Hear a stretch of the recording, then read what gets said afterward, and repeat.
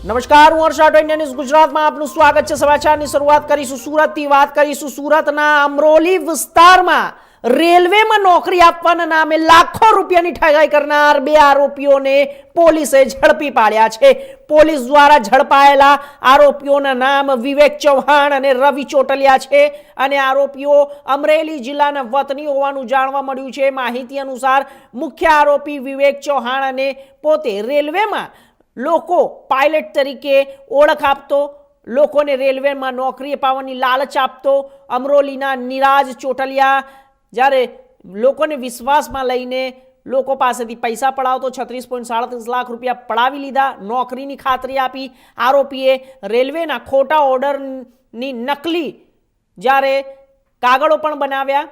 Niraj ચોટલિયાએ Amroli police મથક ફરિયાદ નોંધાવતા ગુનો દાખલ થયો છે। તેના પર બંને આરોપીઓની ધરપકડ કરી લેવામાં આવી છે। પોલીસ તપાસ દરમિયાન સામે આવ્યું છે કે આરોપીઓ અગાઉ પણ આવી જ ઠગાઈ કરી ચૂક્યા છે। વર્ષ 2022માં વિજય ચાવડા પાસે 33 લાખ રૂપિયા, વર્ષ 2023માં સોહિલ શર્મા પાસે 6.75 લાખ રૂપિયા, જિલાન અને કુરેશી પાસે 15 લાખ રૂપિયા પડાવ્યા હતા।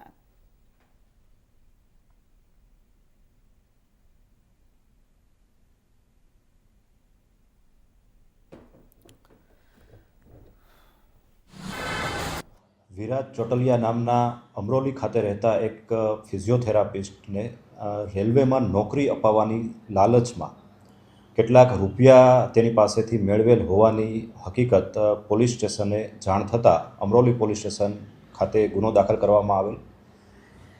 આરોપીની તપાસ કરતા બે આરોપી સમગ્ર બાબતમાં સંકળાયેલ હોવાની માહિતી મળેલ, જેમાં વિવેક ચૌહાણ તથા રવિ ચોટલિયા નામના બે આરોપી આ બાબતમાં સંકળાયેલ હોવાની માહિતી મળેલી। પોલીસ દ્વારા બંને આરોપીઓની ધરપકડ કરવામાં આવેલ છે અને સમગ્ર બાબતની ઊંડાણપૂર્વક તપાસ કરતા વિરાજ ચોટલિયા સિવાય અન્ય 5 થી 6 વ્યક્તિઓ સાથે પણ આ જ પ્રકારે રેલવેમાં નોકરી અપાવવાની લાલચ આપી તેઓ પાસેથી પૈસાની ઉઘરાણી આ બંને ઇસમો દ્વારા કરવામાં આવેલ છે।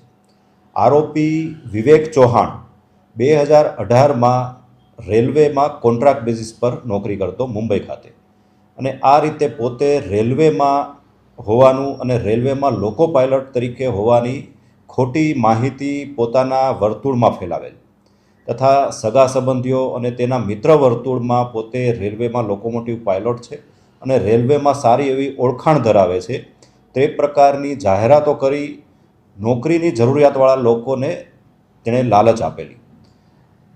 રવિના મારફતે રવિ દ્વારા ખોટા રજિસ્ટ્રેશન લેટરો બનાવવામાં આવેલા અને એ રજિસ્ટ્રેશન લેટરો અલગ અલગ ભોગ બનનારને તેઓ દ્વારા આપવામાં આવેલા, જેથી સમગ્ર ઘટનાક્રમમાં બંને આરોપી દ્વારા રેલવેમાં નોકરી અપાવવાની લાલચ આપી અલગ અલગ લોકો પાસેથી પૈસાની ઉઘરાણી કરેલ હોવાની માહિતી અત્યાર સુધીમાં જાણવા મળેલ છે। સર, કેટલા લોકોને ઠગવામાં આવ્યા છે અને અત્યાર સુધી કેટલા પૈસા પડાવ્યા છે આ લોકો?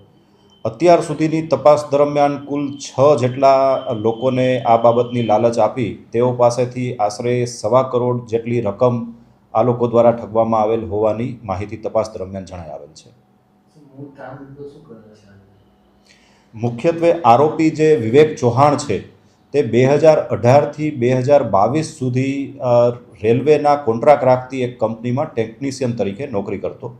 2022થી તેની નોકરી છૂટી ગયેલ ત્યારથી લઈને આજ દિન સુધી કોઈ દેખીતો કામ ધંધો તેની પાસે નહોતો, પરંતુ તેની લાઈફસ્ટાઈલ એ જ પ્રમાણે જાળવી રાખેલી, જેથી આ પ્રકારના ઠગાઈના ધંધા તેને કરવાની